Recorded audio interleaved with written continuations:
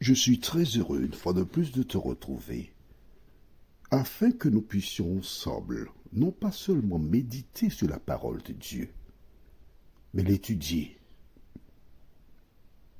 et accepter la vérité.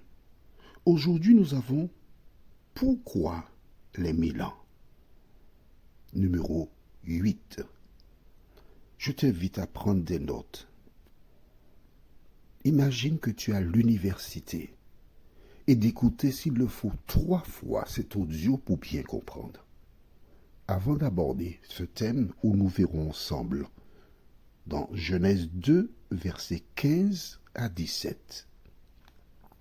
Genèse 2, versets 15 à 17, suivi de Romains 6, verset 23. Romains 6, verset 23. 1 Jean 3, verset 4. 1 Jean 3, verset 4. Romains 5, verset 12. Romains 5, verset 12. 2 Pierre 3, verset 8. 2 Pierre 3, verset 8. Et Genèse 5, verset 5. Tu as pris note? Prions. Seigneur, beaucoup de tes enfants découvriront la vérité. Cet esprit, merci de nous éclairer. Merci de nous enseigner. Merci d'enlever de nos cerveaux tous les mensonges qui ont été plantés. Cette grâce, nous te la réclamons au nom de Jésus pour ta gloire éternelle. Amen. Allons dans Genèse 2, versets 15 à 17. Quand Dieu créa l'homme, il a donné un ordre. Lisons. L'Éternel Dieu prit l'homme et le plaça dans le jardin d'Éden pour le cultiver et pour le garder. L'Éternel Dieu donna cet ordre à l'homme. Tu pourras manger de tous les arbres du jardin, mais tu ne mangeras pas de l'arbre de la connaissance du bien et du mal, car le jour où tu en mangeras, tu mourras. Ce verset 17 n'a pas été compris et n'est pas compris par la majorité de personnes qui lisent la Bible. Je reprends. Verset 17.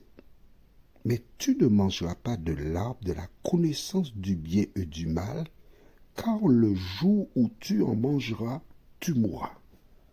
Il y a du sous-entendu dans ce verset. De quoi s'agit-il?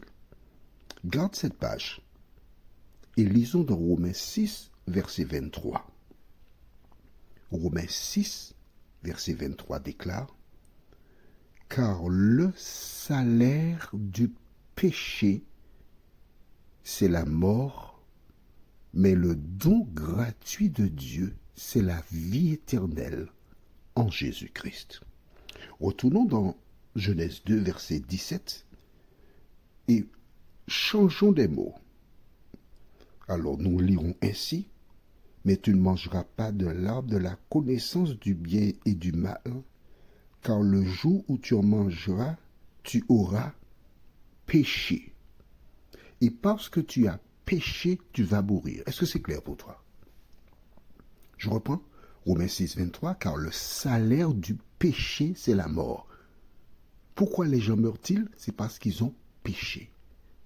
Mais le don gratuit de Dieu, c'est la vie éternelle en Jésus-Christ.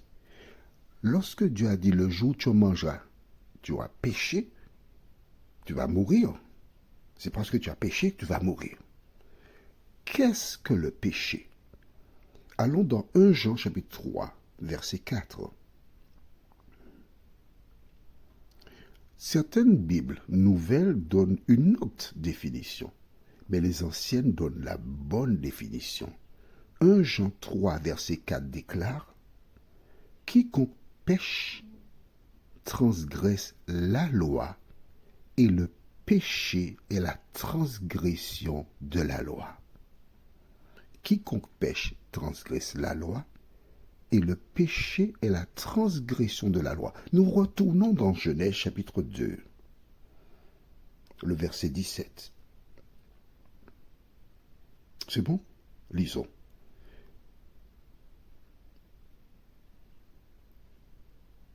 Mais tu ne mangeras pas de l'arbre de la connaissance du bien et du mal, car le jour où tu en mangeras, tu auras péché. On l'a vu, 1 Jean 3, verset 4. Et puisque tu auras péché, Romains 6, 23, car le salaire du péché, c'est la mort. Donc Ève et Adam sont morts parce qu'ils ont péché. Ce n'est pas parce qu'ils ont mangé le fruit, non. C'est parce qu'ils ont péché. Est-ce que c'est clair pour toi? Je te rappelle, si tu as des questions, tu peux envoyer celle-ci par WhatsApp à Jean-Claude. Est-ce que c'est clair pour toi? Le jour où tu en mangeras, tu auras péché. Mais regarde bien, tu as dit le jour. Donc le jour, de quoi s'agit-il vraiment? Allons maintenant dans Romains 5, verset 12. Là, nous avons fini avec Genèse. S'il le faut, on risque de revenir. Mais allons dans Romains 5, verset 12. Que dit la Bible?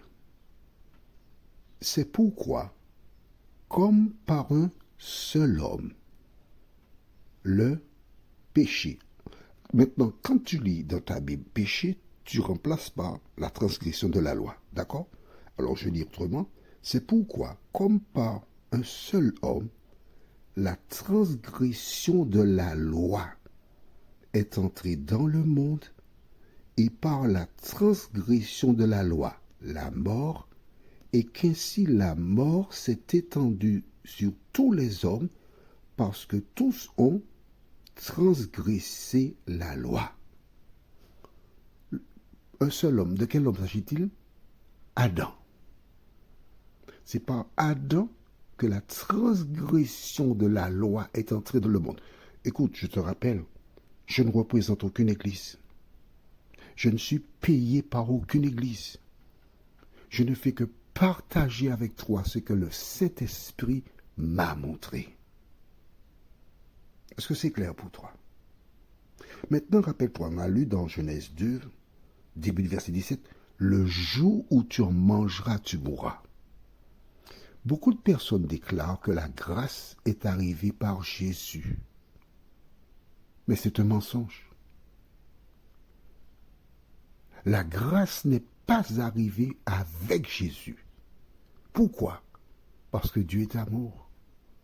Dès le départ, notre Dieu est un Dieu qui fait grâce. Allons dans Genèse. Allons dans Genèse, chapitre 1er. Genèse 1. C'est pourquoi il faut avoir ton cahier. Et nous allons lire le verset 8. Ainsi, il y eut un soir et il y eut un matin, ce fut le second jour. On va sauter, on va descendre un peu plus bas, on va aller au verset 13. Ainsi, il y eut un soir et il y eut un matin, ce fut le troisième jour. Ainsi de suite. Un jour, selon Genèse 1, c'est 24 heures. Est-ce qu'on est d'accord? Mais bien sûr. Note avec moi que, selon la Bible, le jour commence du coucher du soleil au coucher du soleil. Mais le diable a dit, mais non. Faisons débuter la journée à 0 heure, à minuit. Toutes les fois que Dieu dit quelque chose, le diable dit le contraire. C'est bon? Bien. Or, quand Dieu a dit le jour où tu en mangeras, tu mourras, il aurait pu mettre à mort Ève et Adam le même jour de 24 heures. Mais il ne l'a pas fait. Pourquoi? Parce que Dieu fait grâce. Il aurait pu les tuer dans une journée de 24 heures et créer à nouveau deux nouvelles personnes qui seraient fidèles. Mais il ne l'a pas fait. Il les a laissés vivre. Parce que Dieu leur a fait grâce. Pour qu'ils aient le temps de se repentir, pour reconnaître les conséquences de leurs péchés et qu'ils aient une chance d'être sauvés. Dieu a appliqué un autre calendrier. Allons dans le livre de 2 Pierre, chapitre 3. le verset 8.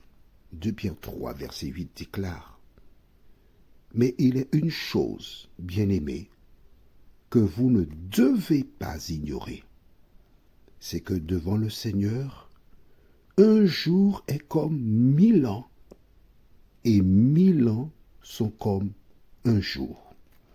Une certaine communauté religieuse déclare que Dieu créa le monde en 6000 ans.